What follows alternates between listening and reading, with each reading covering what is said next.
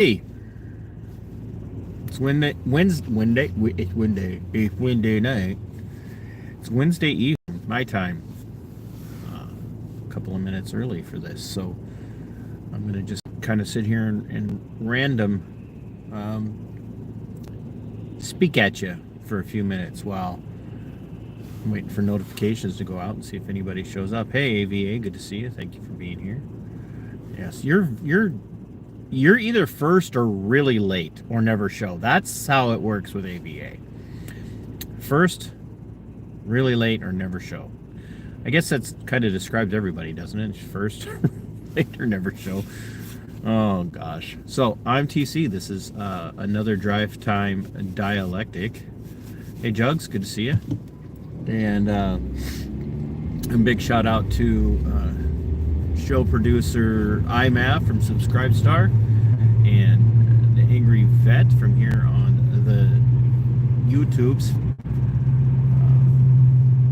If you're interested in what show producer means or what that does, you can certainly find that join button down below if you want to do that through here on YouTube and join as a member, become an ACT localist. We'd love to have you. There are several of them right now who are part of the crew, and we'd love to have you join as ACT localists in the members community. And or if you prefer to go through Subscribestar because you don't want to go through the Google platforms, you can go over to Subscribestar and find me, Minnesota Black Robe Regiment, and pick a level of support over there. Top level supporters get show producer credits.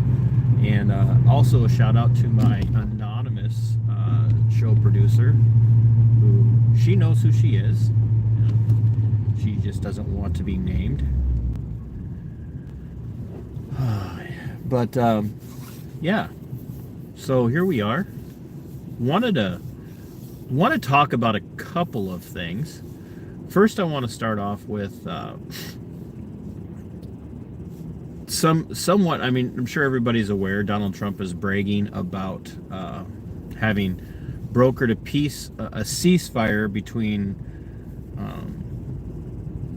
geopolitical Zionist Israel and Hamas. He's bragging about that, and I love the idea that there's a ceasefire. I hope that it's a lasting ceasefire.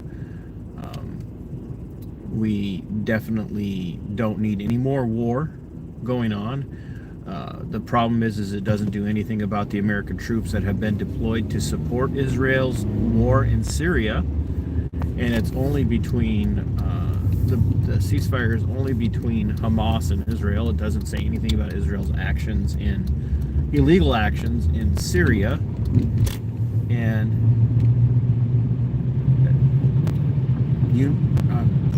AVA. But anywho, and I would like to see Israel brought to account for their war crimes. And I bring this up because there's an individual that I have been in a friendly argument with over the last several months of having met them, hi Pam, who is now telling me that there's no such thing as a war crime, and that anything that you do in retaliation to your enemy is perfectly justified, even if it includes deleting innocent women and children, innocent non-combatants, and innocent aid workers from foreign countries who are trying to provide medical care. He's all on board with that, and he also is all on board with the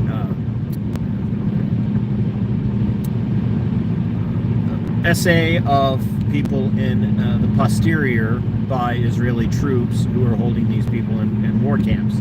He thinks that's perfectly fine, and I am glad this person is not in the military and never will see the military, because we do not need people like that in the military at all, and that disgusts me. And this is the lengths that people will go to in their support of geopolitical Zionist Israel. It's absolutely disgusting, and these monsters need to be curtailed in society. they absolutely need to be curtailed in society, and they should never be allowed anywhere near any position of power or any kind of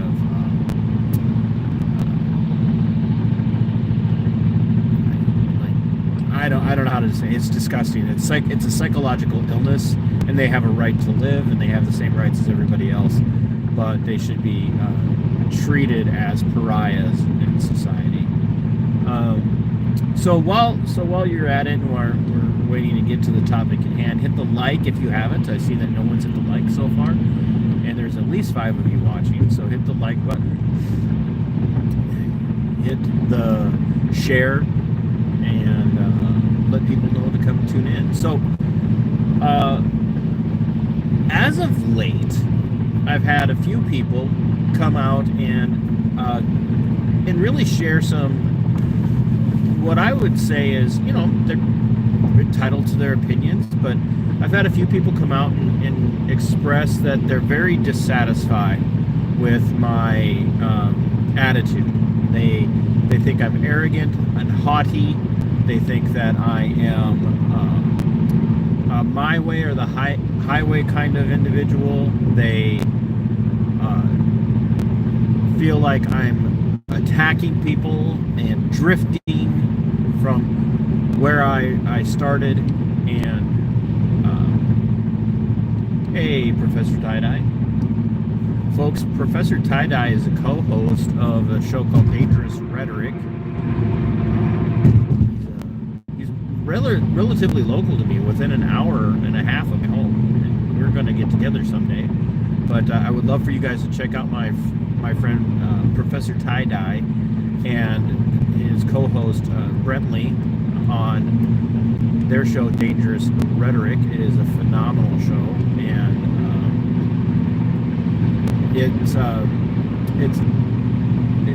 let's put it this way. In particular, his co-host Brentley will give you an eye-opening shake-up in your worldview if you like to perceive people in a particular lifestyle as all in one camp when it comes to political worldview and political philosophy. So it's a great show. I really encourage you guys to go check out Dangerous Rhetoric. It is phenomenal. But yeah, so I've been getting a lot of people who mods grab their link and put that in. So like I said, find Dangerous Rhetoric's link. It's worth putting in there. There are some people who have been very upset with me. They're like, you've changed, you've become angry, you're not the same person I knew. One of them is somebody that I knew years and years, like over 30 years ago now. And they seek to speak into my life like they've known me for a really long time. Hi, Eve. Good to see you. And I decided tonight's the night to talk about it because, fortuitously, the chicken stream was doing really well today. It was almost 10,000 views, and YouTube decided to shut it down again. We were having a good week where it wasn't getting shut down, but I was getting almost 10,000 views, and voila, it's disappeared. So go figure with YouTube and how they decide to do things, right? But I want to address this idea that I'm mean and that I'm harsh and that I bully people, because that's one of those. You're a bully. You're such a bully. And in particular critique that's coming from two branches of a particular camp. And that particular camp is sold out to, well, I'm getting there, AVA. That particular camp is sold out to a couple of things.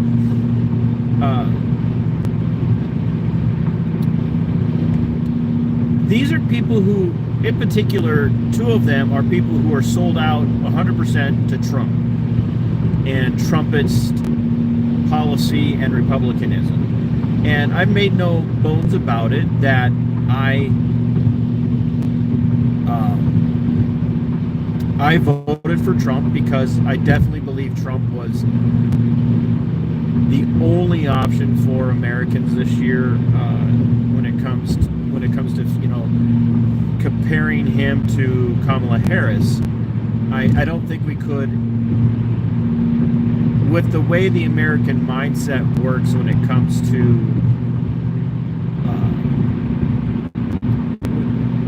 leaders, because we see people we vote for as leaders or officials as opposed to servants.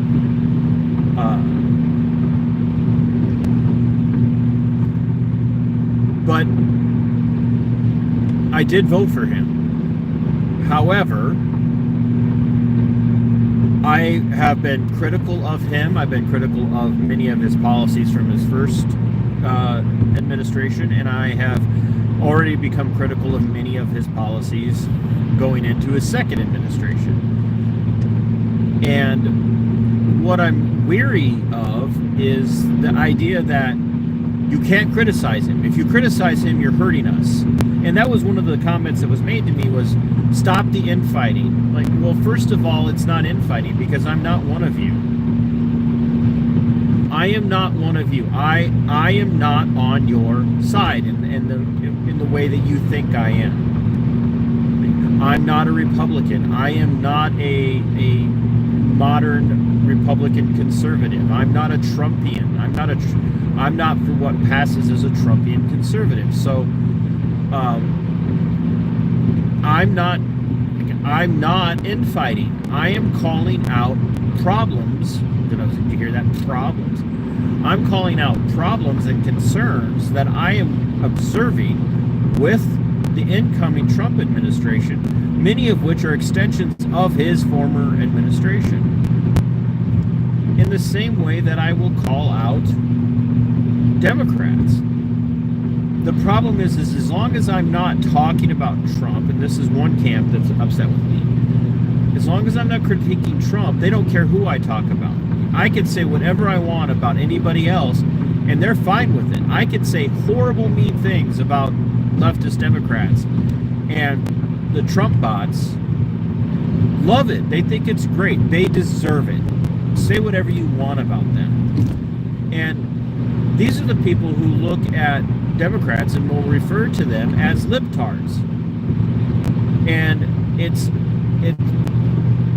bothers me that the second I critique a policy decision as it relates to their anointed ruler, their great savior of America, Donald Trump, if I point out a problem, I'm the problem. I'm not playing ball. And this goes along with their stance on being okay with, a few weeks ago, not supporting Mike Johnson as Speaker of the House. But because Trump came out and said we need Mike Johnson to be Speaker of the House, then they all got on board with Mike Johnson being Speaker of the House, and Mike Johnson's the greatest thing that could be for Speaker, and Thomas Massie is now the enemy. And if you know anything about the politics of Thomas Massie is the best member of the House of Representatives, bar none, right now. Thomas Massie is everything you could want in a member of the House of Representatives. And as soon as Massie stood his ground and said, on principle and on being true to who I am not going to support Mike Johnson, they turned on him. They turned on him in a heartbeat. And now he's been removed from the Rules Committee, which is one of the most powerful committees in the United States House of Representatives.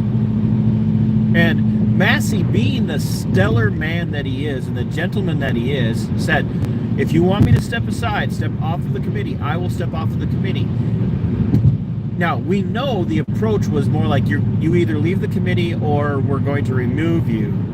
And Massey didn't want to make it about Massey. And he bowed out gracefully. And I give him props for that.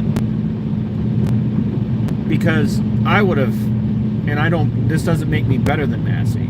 This makes me different in one respect. I would have said, no, they fired me. They removed me. And we all know why he was removed. Even though Thomas, being gracious and magnanimous, said, this has nothing to do with me not voting for Johnson. Look, we know where that order came from. We all know why Thomas Massey is no longer sitting on that very powerful committee, on the Rules Committee. We all know what it is. Mike Johnson got a call from the Great Orange One and told him, you need to do something about Massey. He needs to be punished. Punish Thomas Massey. We all know that. Everybody knows that. Because the Great Orange One, his personality is such that he cannot allow anybody to not do what he says. He cannot be disobeyed. You must adhere to everything that he says, or you're the enemy. Now, once again, do I think that Trump was bar none the better option between him and Harris? Oh, hell yeah. Absolutely. But does that mean that I can't criticize him? No, it doesn't. And once again, the only people who are mad at me for criticizing him are the people who believe he's the only answer to the problems that are facing the United States.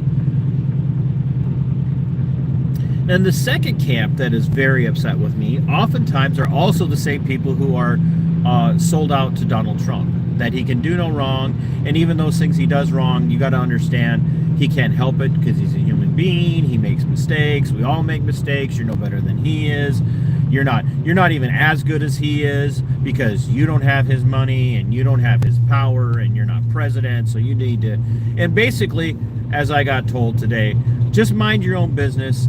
Do the stuff that you do in your local area and stay out of all the other stuff. That was what was said. You're great when you do that stuff, but you're a problem here. And you're just a bully. You're so arrogant. You just don't, if people don't agree with you, you tell them they're wrong. But those people are also Christians.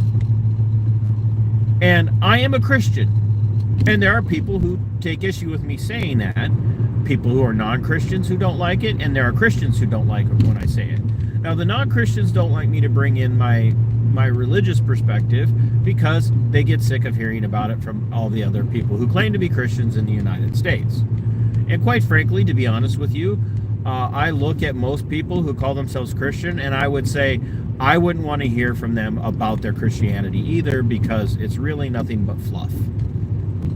They know nothing about their religion at all. And most of them, and somebody got really mad at me and told me it is not Christ-like to tell people that that Western Christianity is weak and soft. I got news for you. Western Christianity is weak and soft. It is. It is nothing. Like, if we needed to have a black robe regiment today to break from Great Britain. Hey, Chris, good to see you.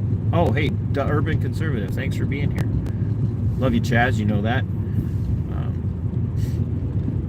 But if we needed the Christian church today to preach in such a way that a black robe regiment could rise up and overthrow, or not overthrow, but throw off the chains of enslavement that Great Britain put on the colonies, we would be in so much trouble.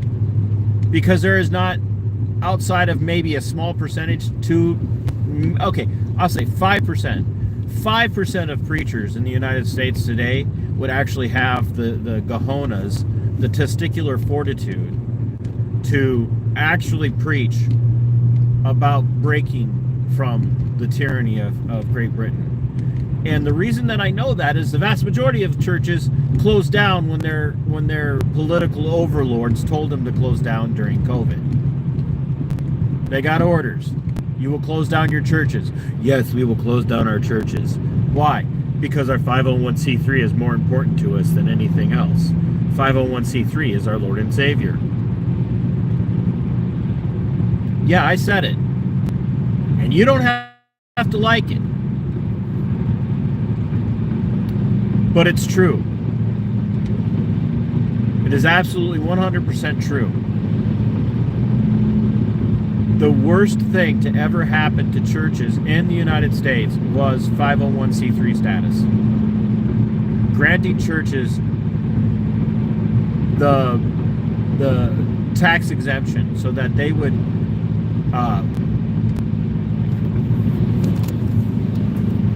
be willing to pay their taxes, or not be willing to pay their taxes, but to not preach against the government is exactly what one of our greatest problems is.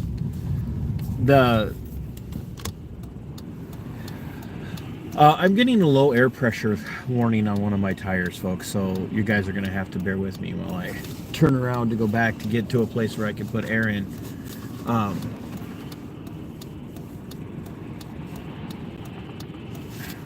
And wait through what passes for rush hour traffic in my neck of the woods in Minnesota. But yes, I firmly believe that 501c3 is very dangerous to the churches, and that churches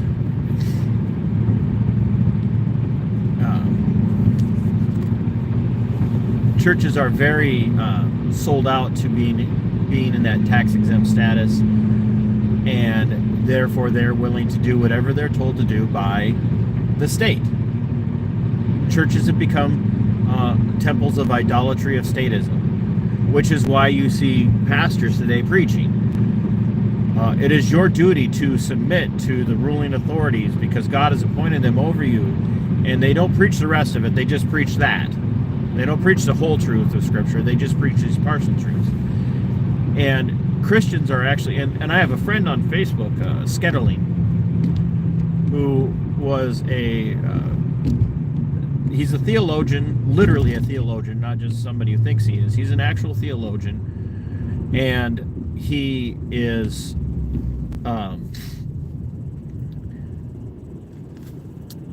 little outspoken, and so there's probably a reason why we get along. I'm sure that'll shock you guys, but the reality of, how do I want to say this? He recognizes what I recognize, that there's a weakness today where Christians want to be perceived as nice, and therefore anybody who isn't perceived as nice, as defined by Christians, is not Christ-like. They're not a good person.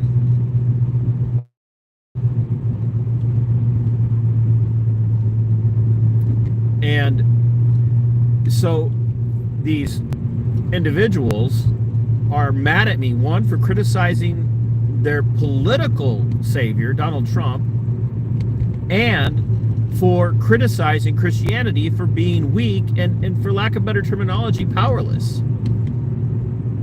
Modern Western Christianity has become powerless. There's no power in Christianity in the United States today outside of about 5%, 5% of churches have leadership that is sufficient enough and strong enough that those congregations have some power.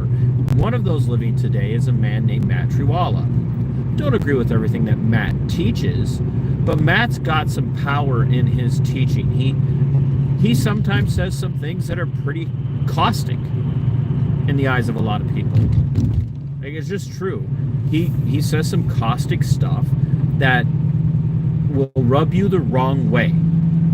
Hey, Tav, thanks for being here. Hey, Lulu. Now, the truth about Matt Trewalla is in his book, The Doctrine of the Lesser Magistrate, which, by the way, I've probably been through that book more times than any other book I've ever read, outside of the fiction that I read. But in The Doctrine of the Lesser Magistrate, Matt Trewalla explains why it's the duty of Christians to expect that their political people, elected servants, be reminded that they are elected servants, and that they be reminded that they have to stand up to government, to the state. That's the duty of Christians, to stand up to tyranny, to stand up to oppression, which is what's motivated me from day one. So then there's this subset of people who is angry at me from, the conservative movement. And believe it or not, the thing that they're most upset with me about is not the fact that I have no trust of the state. It's not the fact that I don't trust law enforcement and that I'm calling law enforcement out. They're mad at me for that, but that's not their compelling anger. The thing that upsets them the most is the fact that I how do I want to say this? I won't bow to their superior intellect. I won't bow to their authority. And it's because conservatives believe that conservatism is the only right philosophy. They reject libertarian thought. They reject the potential for paleo-libertarian, Mises-type libertarians as I am. They reject the idea that we might actually be onto something. And they get very, very mad about it. So now, guys, I'm going to let you guys talk amongst yourselves for just a couple of minutes while I go air up my tire. So, talk amongst yourselves. I'll be right back.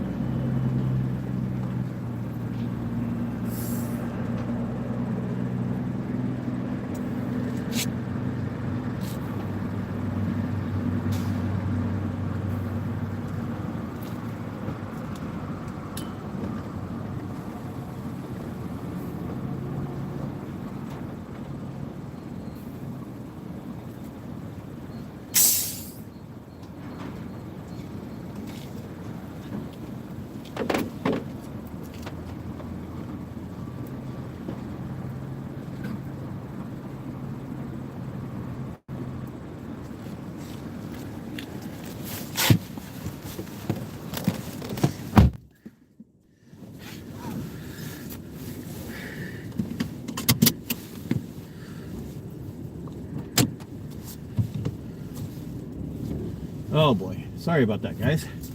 Let's see. Let me see here. Sometimes to clear the low air pressure thing, I have to turn the lights, turn the car off for a second.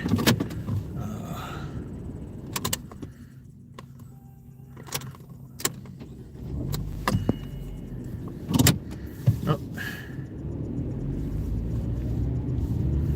I don't know what it's doing. It's telling me I got low air pressure still, and I got everything put back where it was supposed to be. So might be something wrong with the sensor, but that's fine. We're going in to get the tires taken care of on Friday.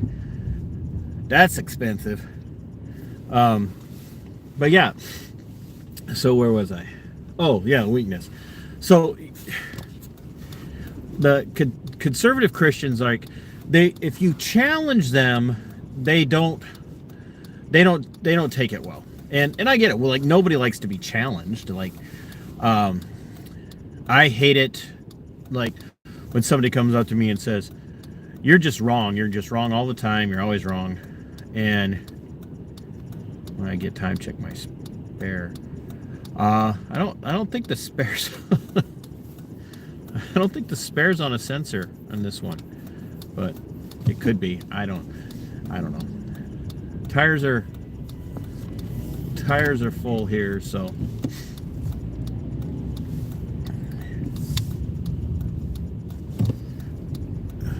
I just checked them.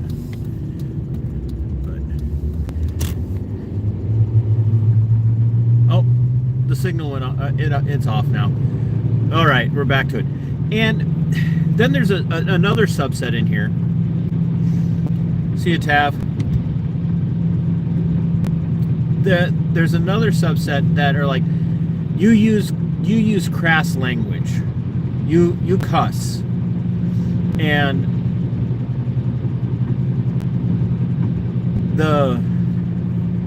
I don't have that fancy of a car anymore, but I won't say they get mad at me, but they tell me that when I do use harsh language or crass language, it distracts from my argument.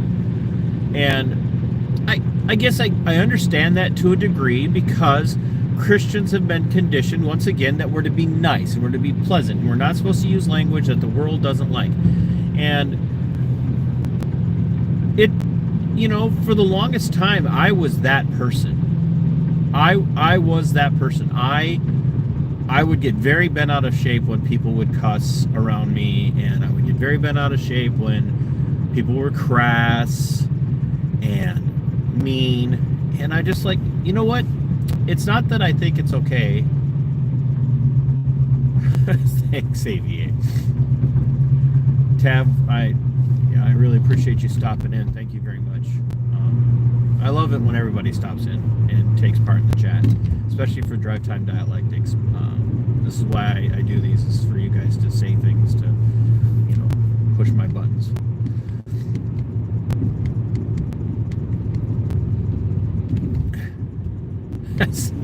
Lou.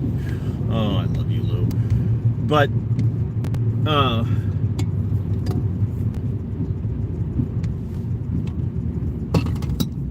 the reality is that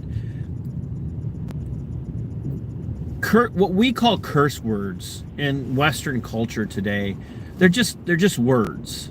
They don't have powers. They have meaning. They have, substance, not in a tangible physical sense. Words do have substance, but they're just words. It's like the person you Chaz. I'm not allowed to make those jokes, Chaz. But if somebody using a word like damn or shit bothers you, I understand, and I'm not gonna belittle you for that. Like, right? I'm not. It just doesn't. It's just not in in my mind to belittle somebody for being bothered by that. But don't impose those things that are offensive to you or bothersome to you onto somebody else. And that's not to say that we should run around being needlessly offensive, like just walking up to somebody and saying, F you in their face just to say it. It's like you won't hear me do that when I am having a confrontation with somebody in a position of authority. And I use that term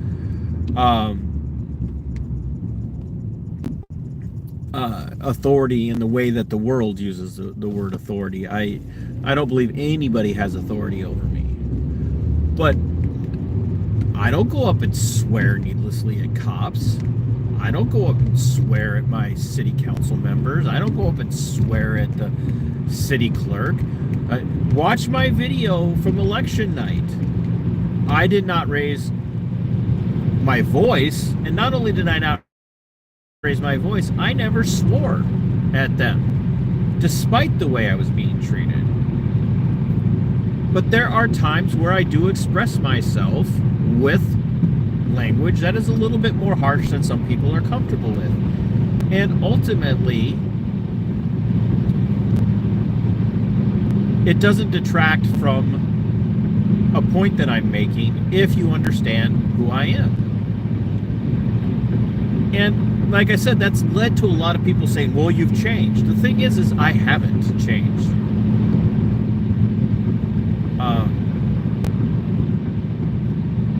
What's changed is people's perception of what makes a person an ally in the fight.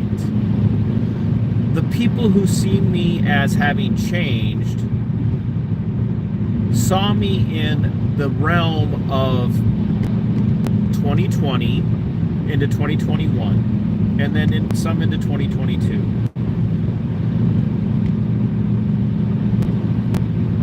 And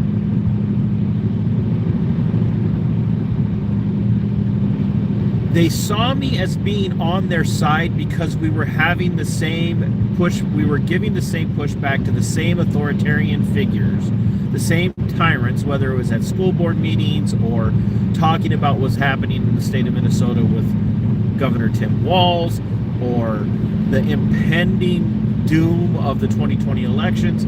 They saw me as being on their side because I was saying a lot of the same things that they were saying. So they were okay with who I was then. But now that I'm calling out what I perceive to be an authoritarian wing of the same authoritarian bird,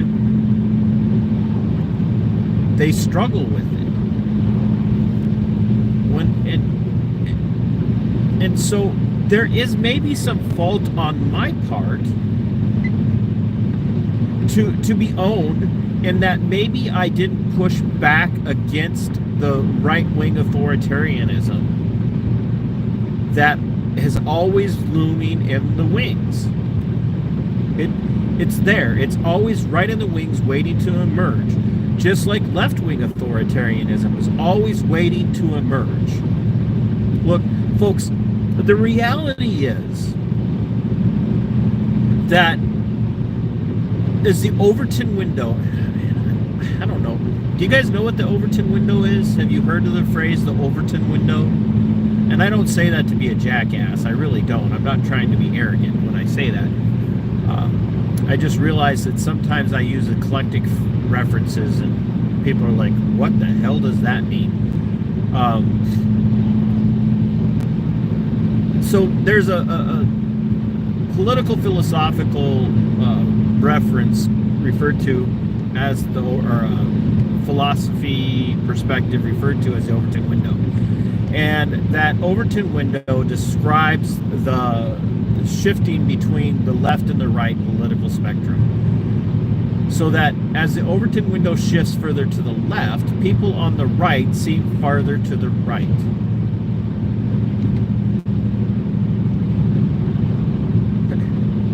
Knock that off, AVA. So as the Overton window shifts to the left, people on the right seem further to the right. So what would have been one time considered a pretty moderate right-leaning individual now is oftentimes viewed as a far-right radical. And as the Overton window shifts to the left, people that were once seen as far-left radicals are now seen more as moderates, maybe center-left, left moderate, if you will. And then there are people like me who I don't shift. I haven't shifted. My philosophy has not changed. I no longer identify with what I refer to as now as normie conservatism, normie cons. I do not identify as conservative the way the world today defines conservative, and I do not label myself a Republican. And before, I was adamantly like, we got to vote for Republicans.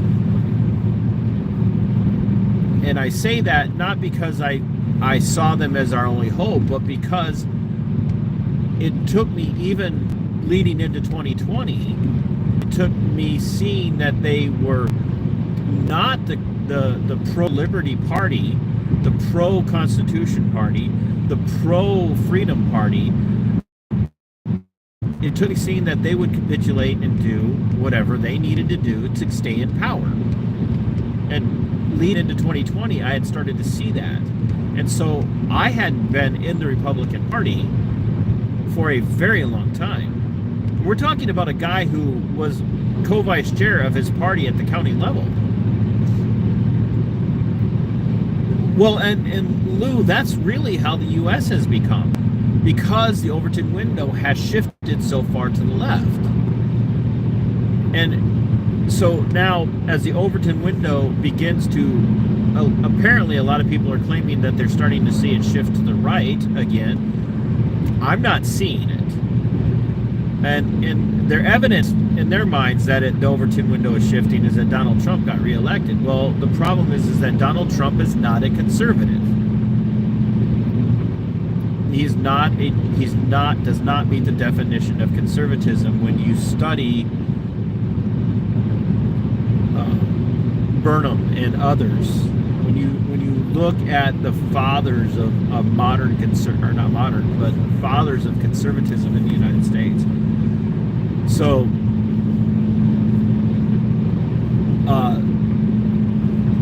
it may not be moving further to the left anymore, but it is stagnating. It's stagnant at best. And I don't see it shifting back to the right as long as Trump is in office. Now, to me, that's not all bad, because I believe that we have to get people to start to understand that the left-right paradigm is just them playing a game with us, and that goes for Europe and for that, European islands like Scotland and Ireland and Great Britain and whatnot, but also mainland Europe, continental Europe. The reality is that it's a paradigm that they pit us against one another because they want us to be at each other's throats. It's the same, exactly. It's the same coin. It's two sides of the same coin vying for power to have control over you, to enact an agenda of totalitarian control. And if you're like me, you see this paradigm. You see what they're doing, you see the games that they're playing, and you call it out no matter who's in power. And that makes you an enemy. No one wants to be seen as affiliated with you. And it starts off very gentle at first. People are like, oh, you've changed. I haven't changed. I am who I've always been. Well, it's off-putting. Okay, it's off-putting. Why? Ask yourself why. Why is it off-putting? Oh, the deer are running tonight. Why is it? What makes it so off-putting to you? Why is it so scary to you? Because that's really what's happening. Is people are scared, and I don't mean they're scared of me. They might be. one of the people said, well, you've got these very articulate points that you can make, but you just ruin it because you're a bully. You're just, and I know I keep using that phrase.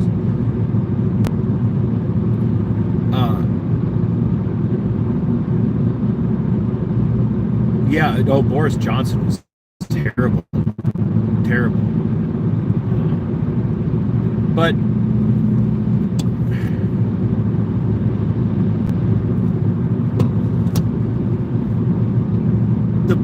I think that the issue that is there for a lot of people as it relates to me, as it concerns me, concerns TC and my content and the commentary that I put on social media, is that they're experiencing this cognitive dissonance. Well, yeah, I know. Is it Rishi Sunak, right? Yeah. I think they're experiencing some cognitive dissonance when it comes to me. When they hear me say things, they think that resonates, and I don't like that it resonates. Oh, Stammer, yeah. I'm thinking of the mayor of London. Yeah, Stammer is terrible. What did AV say? It's funny to me when people ask my opinion on current events, but when I go against the ideals, then I'm the bad. Yes, don't ask a question, a conspiracy theorist for answers. Yeah, no, exactly. I'll give you a really prime example of where I got so much hatred and pushback. And I don't mean hatred like that people actually hate me, but when the fog was setting in all over the US in certain places, everybody, and this is what people miss, it's all over the world. Okay, first of all, it's not all over the world. There wasn't a fog blanketing the entire earth. Well, it's in a lot of places. Okay, sure, but there's fog in a lot of places all the time, right? Like literally all the time. There is fog in a lot of places. Fog is nothing more than a ground cloud. And there are places in the world like cloud forests. If you don't know what a cloud forest is, look it up. They exist. A cloud forest is where atmospheric conditions are just right, that there are, in these elevations where these cloud forests exist, there are clouds constantly present. They never experience a day without a cloud. But when you have a series of days, whether it be 3 days, 4 days, 5 days, or maybe even a week and a half, where the weather is warm enough in the winter to produce fog, it seems weird. It seems really weird. It's a very strange occurrence, especially in a place like Minnesota, where it shouldn't be warm enough for that long in December for these ground clouds to exist. Therefore, because we are primed to not trust anything, which is a good thing, we immediately have to look for the most conspiratorial answer to that experience. And then we say, look, all of these reports are coming in from all over the world that this place is experiencing this and this place is experiencing that, and that has never happened before in all the world. Well, that's not true.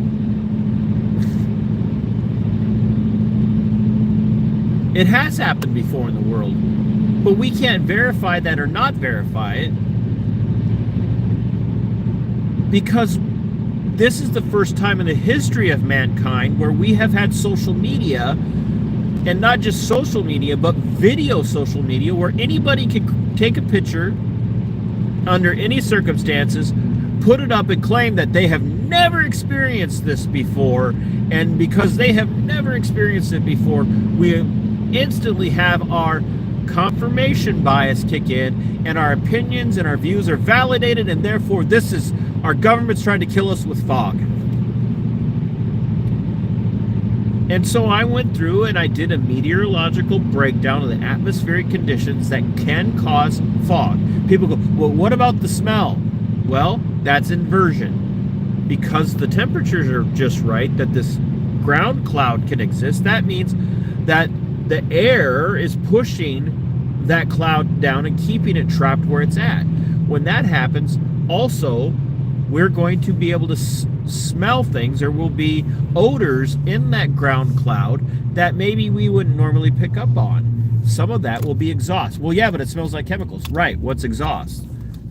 Exhaust is chemicals from things like natural gas furnaces, wood-burning furnaces, cars, diesel engines, gas engines, power plants, and all of that.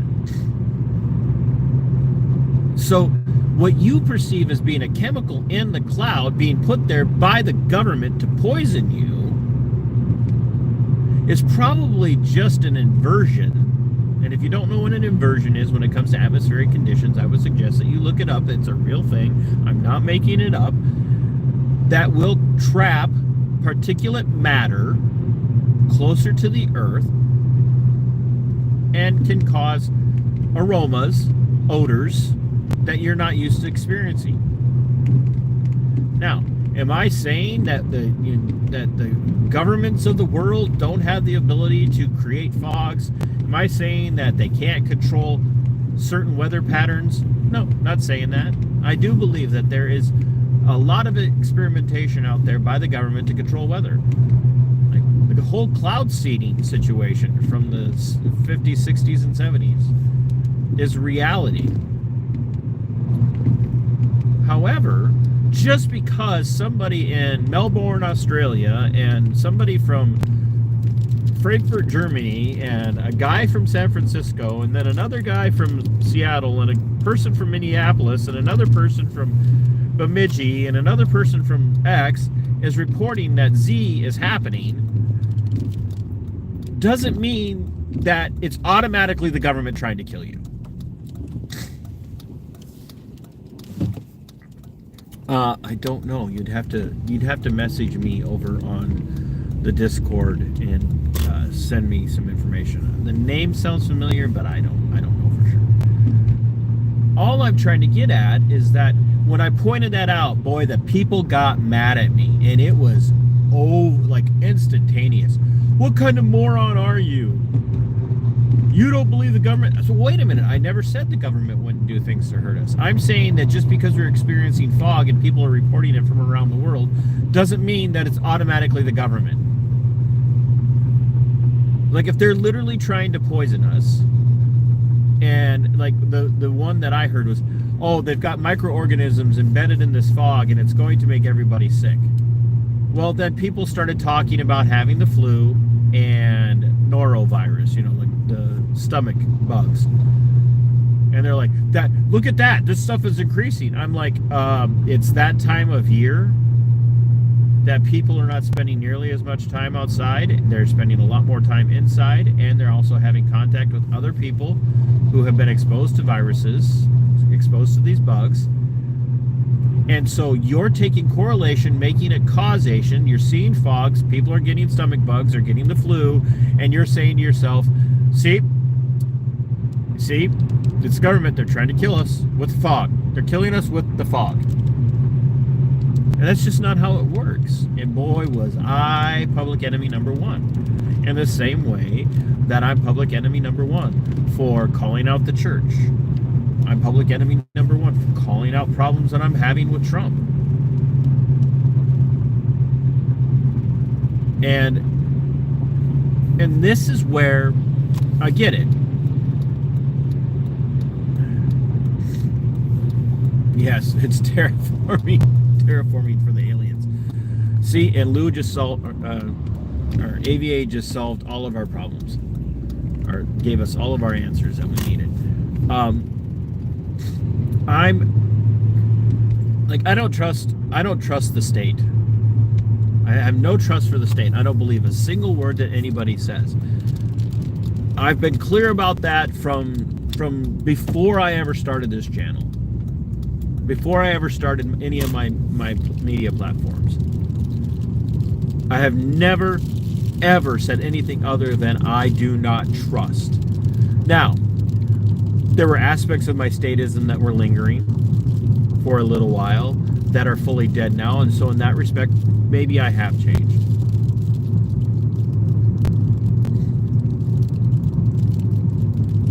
But I am the same person that I was. I believe the difference is that people who have known me for 4 years, or maybe longer, are starting to see that I'm willing to call out the garbage that is both sides of the coin, that are both wings on the same bird heading towards the tyranny meant to destroy us.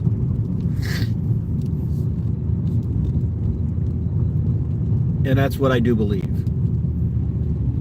I don't care if you're in Great Britain. I don't care if you're in mainland Europe. I don't care if you're in Asia. I don't care if you are in Africa, South America, wherever, and Australia. I don't care where you are. The left-right paradigm plays out every day in every one of those places. You're either on the left or you're on the right. And if you're on the left, then you're an enemy of the right. And if you're on the right, then you're an enemy of the left. That paradigm plays out every single day. And it is deadly, and we have got to stop being Republicans and Democrats. We have got to stop being left and right. We have got to start to be liberty-minded, lovers of freedom. And if that means that I call out your pet softness in your church, I saw it come in, Lil Lou, thank you. If that means I call out your pet softness in your Christianity, if that means that I'm not as nice as you think I need to be more like Jesus, I don't care. If that means that you don't like me because I'm calling out your pet right-wing politician, your pet conservative politician, whether it's Donald Trump or somebody else, I don't care. I am the same person that I have always been, and I will always fight for you. I will always fight for you, sometimes when you will not fight for yourself. This is who I am, and I'm not always nice. Because if you know anything about the etymology of the word nice, it means to be worthless. And I refuse to be worthless. I refuse to be nice. I'm going to be direct. I'm going to be very adamant. And here's one more thing. I'm going to say this in closing. Somebody said, well, you're always so self-assured. How do you know you're right? Like, folks, if somebody comes along and presents to me evidence, Lou, it's because you just got to know me. If somebody comes along and offers me tangible, objective evidence that what they're saying is true, that what they're saying is right, and could show me how it contradicts what I believe and know to be true, then I will change my view. But it does us no good to hold a view. It does us no good to have an opinion. It does us no good to study a topic. Hey, Chris. Good to see you. It does us no good to be informed on an issue. It does us no good to be convinced that the position that we hold is right if then we also say, I'm not sure. No, I'm sure about my positions. I don't share my worldview, my philosophy on things unless I'm sure.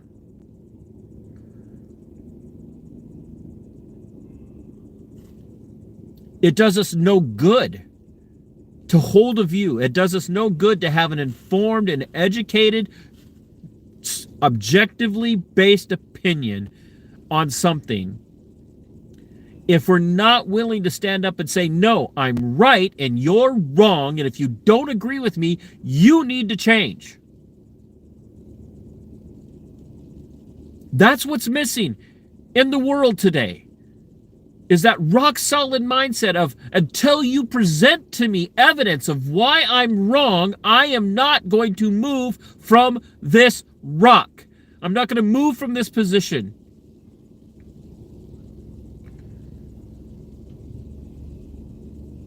I will not move from a position just because you don't like the fact that I told you you are wrong.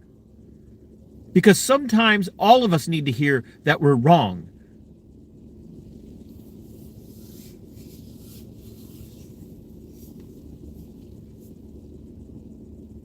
Hey, Georgie, good to see you. Sometimes, the more you push back against a person who has studied out their position on something, the more offended you are going to be, because that person will not back down just to please you. And that's who I am.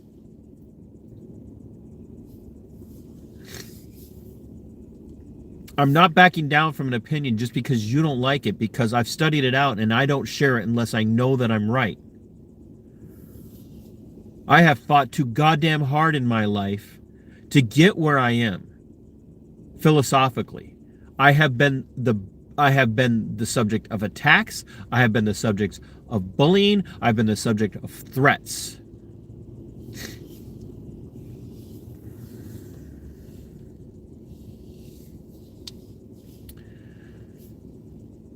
It, like I said, it just does us no good to be convinced that we're holding to the right position if we're willing to vacillate to not upset people.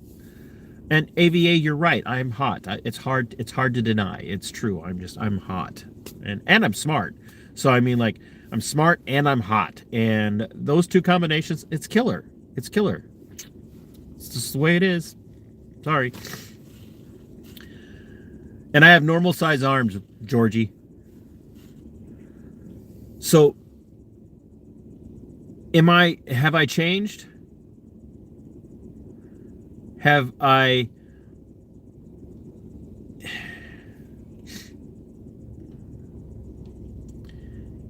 am I self-assured? Am I arrogant? I'm sure I am in some people's eyes.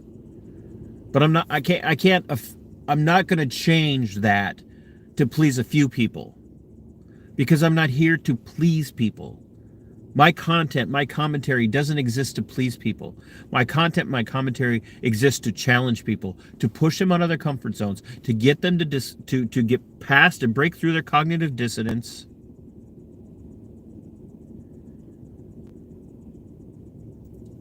And to embrace truth, to embrace a philosophy, worldview-wise, political-wise, that lends to them finding more and more liberty and freedom in their pursuit for what is right and just.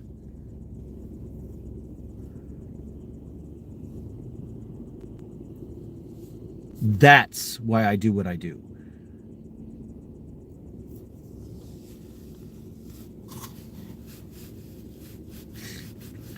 Georgie, I do have one though, by the way. Yes. And very nice gluteus maximus.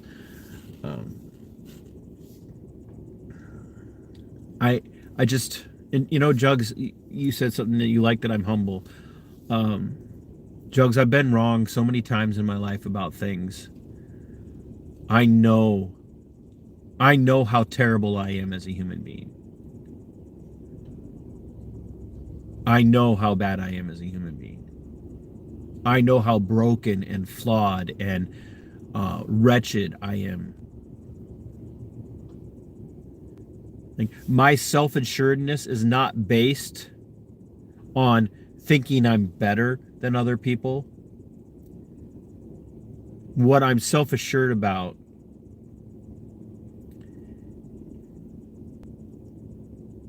is I've fought too hard in my life to arrive where I am on the things that I believe, to just give it up to be popular. I don't do what I do to be popular. I never have. And if I end up losing people along the way, I'm not going to be happy about it, but I am not going to mourn. I am who I am. It's who I've always been. For better or worse. And more often than not worse.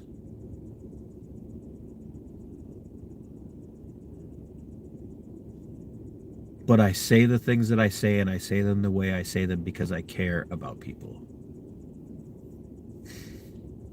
And because I love them.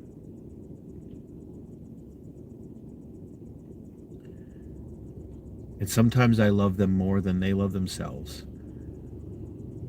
And sometimes I love them more than their friends and family do, who will not tell them the truth or agree with everything that they say just because it's easier to get along.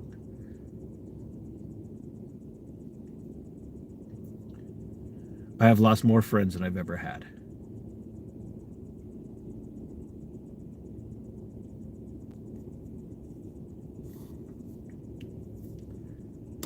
I know that doesn't sound like it makes sense, but I have learned an awful lot about what friendship looks like in my life.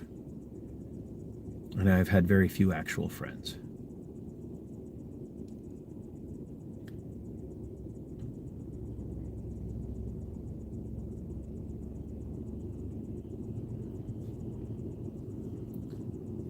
And I don't use the word friend very easily.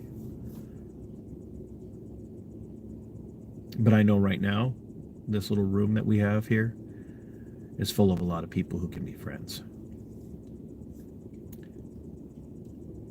So,